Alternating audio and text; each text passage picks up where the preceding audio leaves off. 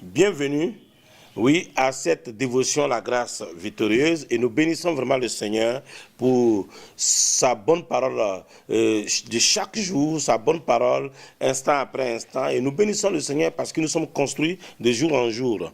Nous allons voir aujourd'hui la préférence naturelle qui empêche l'unité. Vous savez, dans notre vie de chaque jour et dans notre vie d'église ou encore corps de Christ, nous avons besoin d'avoir vraiment cette unité qui nous amène à aller de l'avant. Une église qui n'est pas unie, des frères qui ne sont pas ensemble, une famille qui n'est pas unie, vous ne pouvez pas faire long feu. Donc pour avancer, il faut qu'on soit unis. Mais il y a des ingrédients pour que l'unité continue. Mais il y a aussi des choses qui peuvent venir simplement falsifier cela. Des choses qui peuvent empêcher qu'on soit vraiment unis. Et ça, un des facteurs, une chose qui travaille vraiment à mal, c'est les préférences naturelles.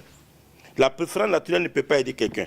Les préférences naturelles, incluant tous les désirs que nous avons en dehors de la parole de Dieu.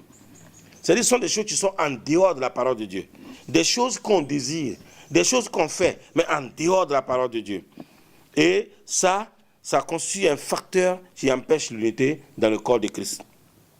Quand nous lisons dans Proverbe 19, versets 1 et 2, il est dit « Mieux vaut le pauvre qui marche dans son intégrité que l'homme qui a des lèvres perverses et qui est un insensé. Le manque de science n'est bon pour personne, et celui qui précipite ses pas tombe dans le péché. » Et c'est terrible.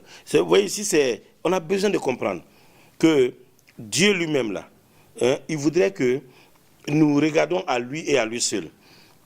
Et lorsque nous avons les préférences naturelles, elles vont limiter la vision que nous avons. Une vision éternelle qui devient une vision limitée. Oui, et ça, c'est pas bon. Et nos préférences naturelles limitent notre vision à une seule personne. Et simplement, on est focalisé sur une personne, c'est nous. Le préférence naturel nous met en avant. Nos préférences naturelles ne mettent pas le royaume de Dieu en avant. Non. Nos préférences naturelles mettent l'accent sur nous. C'est moi, je suis important dans la chose. Et c'est grave quand c'est comme ça. Donc, elle limite la vision éternelle d'une personne et aussi elle amène à interpréter la parole de Dieu afin de répondre aux désirs de notre cœur naturel. Donc, on prend les choses de Dieu, mais tout doit répondre à nos désirs naturels. Et on suit nos désirs naturels et du coup, on va vraiment dans un style de vie qui est contraire aux Écritures. Et c'est ça, mes amis. C'est pour ça que les préférences naturelles ne doivent pas être placées en avant. J'ai besoin de regarder la parole de Dieu et de constater la parole de Dieu. Un croyant peut commencer à rationaliser la vérité sans que celle-ci soit soutenue par une base de préceptes divins. Non, il commence à rationaliser, il commence à réfléchir naturellement aux choses. Oui, les préférences naturelles favorisent toujours l'égocentrisme. Et si ce qui favorise l'égocentrisme, il peut me permettre d'être uni aux autres. C'est moi, et c'est comme ça. Et plein de gens fonctionnent avec les préférences naturelles dans l'Église. Nous avons besoin de nous arrêter et dire non, je ne veux plus les préférences naturelles, mais je veux considérer les voies de Dieu. Et c'est ça, dans 2 Corinthiens 3, verset 18, il est dit « Nous tous dont le visage découvert reflète la gloire du Seigneur, nous sommes transformés à la même image, de gloire en gloire, par l'Esprit du Seigneur. » Et c'est très intéressant de comprendre qu'un croyant doit s'abandonner au conseil divin de la Bible, au conseil divin de la parole de Dieu, et considérer la volonté absolue de Dieu pour sa vie. Vous voyez, dans le psaume 115, verset 3, ce psaume nous déclare que Dieu a une volonté absolue. Notre Dieu au ciel, il fait tout ce qu'il veut. Alléluia. Notre Dieu au ciel, il fait tout ce qu'il veut. Donc, si Dieu fait tout ce qu'il veut, j'ai besoin de comprendre que je ne peux pas me mettre avec mes préférences naturelles. Ça va détruire l'unité avec les autres. Ça va m'empêcher d'avoir une relation vraie avec les autres. Mes préférences naturelles, c'est moi dans la situation et c'est moi qui suis important. C'est l'égoïsme, c'est l'égocentrisme. Et c'est pas ce que Dieu veut pour nous. On a vraiment besoin de considérer la parole de Dieu. Nous devons considérer la parole de Dieu et être conduits par le Saint-Esprit.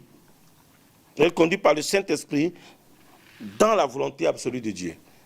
Jésus-Christ déracinera toujours la préférence naturelle de notre cœur par sa parole. C'est la parole qui enlève ça. Ce n'est pas autre chose. Si vous voulez avoir l'unité, il faut que la parole de Dieu vienne enlever toutes nos préférences naturelles.